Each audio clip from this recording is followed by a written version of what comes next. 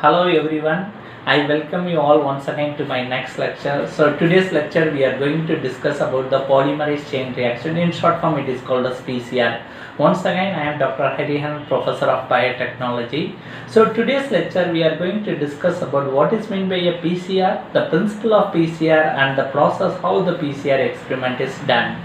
So first we understand how the PCR is becoming a very important invention in the field of biotechnology.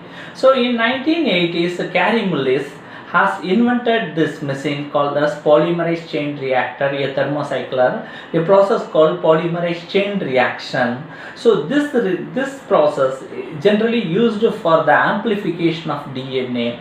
The technology invention by Carey Mullis has transformed this field of biotechnology because it has given a way to amplify DNA for our various research purposes.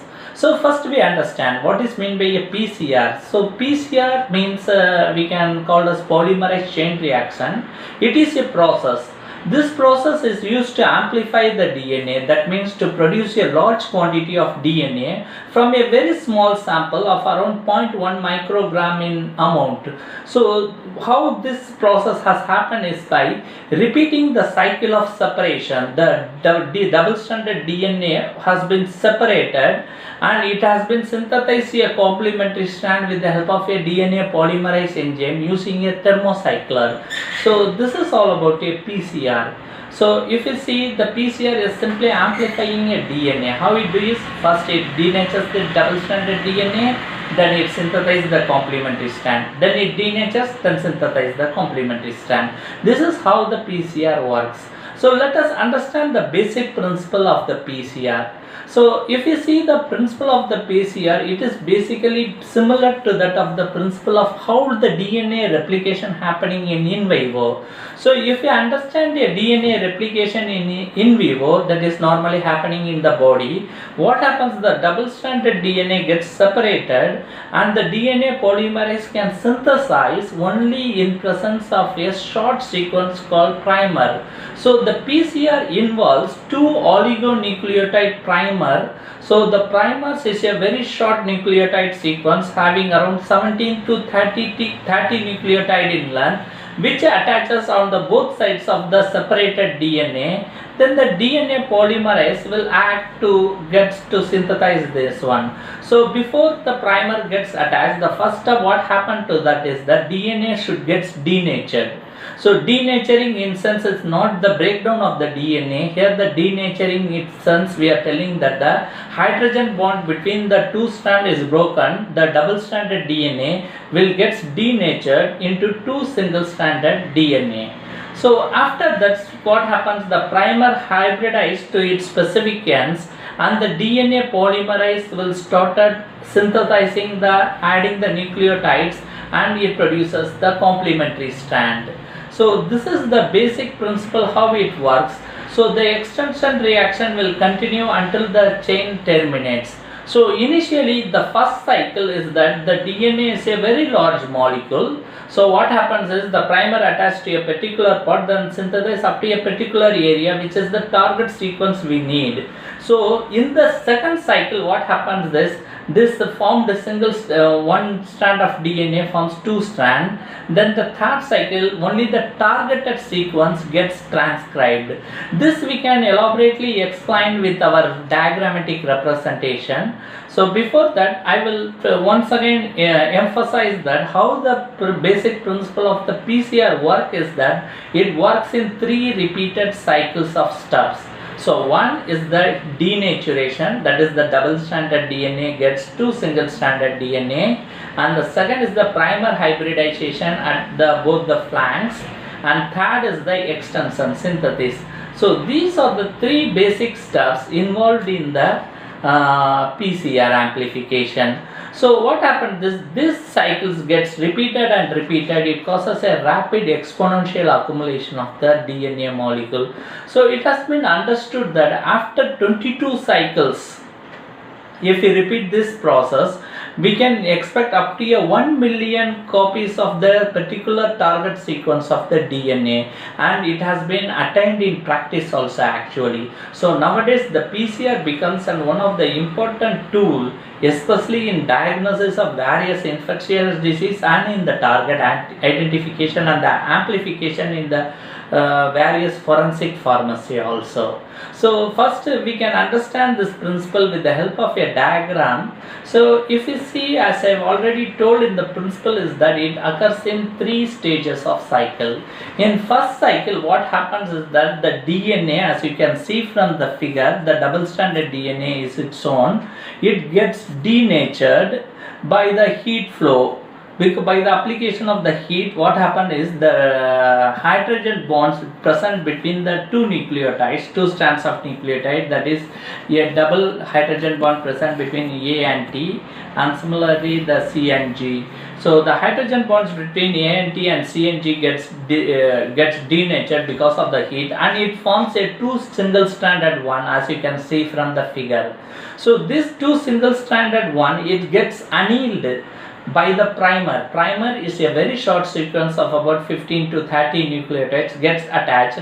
Why the primer is needed is that the DNA polymerase can synthesize the new strand only in presence of the primer.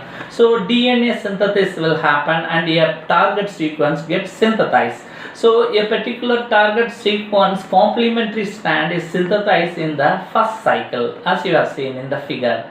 So what happens in the second cycle, the original strands will be there, and the targeted strands, a short DNA strands has been synthesized, as you can see this one, and the second, once again the primer gets annealed. First denature occurs, then the primer gets annealed, and the extension will occur. So what happens is, so the single DNA strand forms into a 2 strands. These 2 strands gets converted into 4 strands, as you can see from the figure. In cycle 3, what happened is that these 4 strands started converting into an exponentially into 8 strands by producing the colored one, as you can see from the figure, the precisely the target sequence. So in this step, what we get is, we get a 2 exact target sequence of this DNA, and exponential doubling of this target sequence we will get it. So this is the basic principle how the PCR works. So PCR works with the simple 3 stages, which is happening similarly in a human DNA synthesis. So what happened is, the first the DNA gets denatured into 2 single strand, and a short sequence of primer gets attached, and the DNA polymerase extends it. Thereby we will get the target sequence. This is the basic underlying principle of the our PCR. So once you see the theoretical amplification, after 30 cycles we can get up to nearly 2.5 million copies of the DNA, which is a very huge quantity, can be easily handled for various further experimental purpose in the gene cloning strategies. So next part we will discuss about the importance of the DNA polymerase, because the DNA polymerase becomes very important in vitro PCR amplification, because the polymerase is an enzyme. So the problem with the DNA polymerase is the stability. Let us understand. So what are the different types of DNA polymerase initially we were using and what we are using currently in the PCR? So initially the DNA polymerase, what we were using is the clean-out DNA polymerase. So this DNA polymerase has been initially used, but the problem was that this DNA polymerase was heat sensitive. What happened is that since this enzyme is a thermolabile one, while I causes a denaturation, what happens, the DNA gets separated. After that, what happens, the primer gets attached, the primer gets annealed, then the temperature should be cooled down, and for every cycle what we have to do is we have to add this enzyme. So it becomes a tedious process. This process was continued until the discovery of one of the very big, very greatest breakthrough happened in this PCR is the discovery of the DNA polymerase of the thermophilic bacteria, that is called as the Taq DNA polymerase from the bacteria called Thermus aquaticus. This is a very heat stable bacteria which is stable more than 80 degrees Celsius, which is more than enough for us to perform the PCR without adding during the process. So this was the greatest advantage the Taq polymerase happened. Then the further research were going on with the thermophilic bacteria. We started getting various type of DNA polymerase. One of the commercially used DNA polymerase apart from the Taq is the Vent polymerase, which is obtained from the Thermococcus litrolis.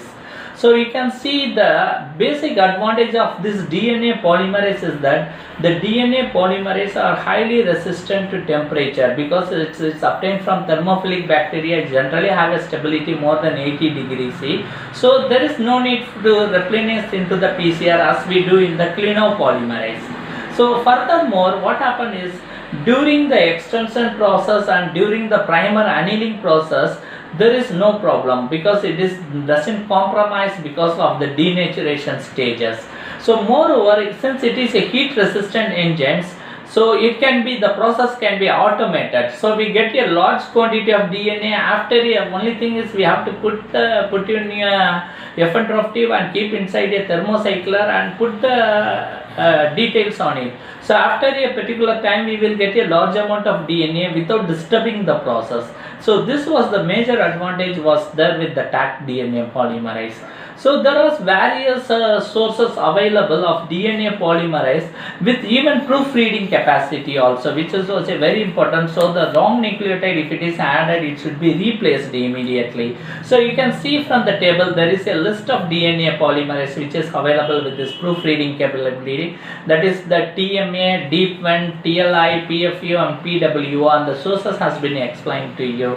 So like Thermotaca, Maritima and Pyrococcus species, all are Thermococcus species are generally heat resistant. So nowadays we can see a various quantity of DNA polymerase are available in the market. So let us go understand about the process, how the DNA polymerase can be done in a lab scale. So the lab scale we need only two things. The reaction mixture is assembled in a tube, then it is placed in a thermocycler. A thermocycler is a small instrument which is a programmable heating and cooling block only. That is like a water bath, it heats and cools immediately. So apart from this, the total reaction volume is very less. How much we need is only 100 microliter. So this has made the required quantity of the DNA is also very less. So if you see the PCR reaction composition from the picture is that the input genomic DNA is needed only 0.1 to 1 microgram only. The primer is, we need two primers with two different compositions should bind on different ends of the DNA. So which is needed only 20 picomolar, primer 1 20 picomolar and primer 2 20 picomolar. Then we need a buffer which has to stabilize the DNA strands should be produced. We need a pH 8.3 tris hydrochloride buffer. Then we need a magnesium chloride which will favors the reaction rate. Especially the magnesium chloride and potassium chloride is needed for the DNA polymerase to act especially. Then we need various deoxynucleotides. So this deoxynucleotide triphosphates includes DATP, DCTP, DTTP and DTTP. We generally call as DNTPs. Apart from this, we need the Taq DNA polymerase. This entire composition has been placed inside a F1 tube. Then it is mineral oil is placed over it. Then the reaction is proceeded with the help of a thermocycler. If you see, the procedure is simple. So we will add all the reaction mixture one by one inside a single tube. Then we will place a mineral oil so that during heating and cooling no vaporization occurs. To prevent the evaporation, we keep the mineral oil.